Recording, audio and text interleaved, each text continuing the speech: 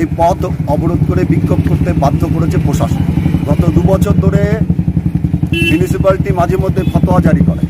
কি সেই ফতোয়াটা হচ্ছে এখানেই যে গ্রামের টোটো শহরে ঢোকা যাবে না।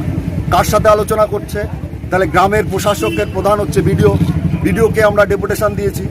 বিডিও বলেছে না, আমার সঙ্গে এরকম কোনো আলোচনা হয়নি।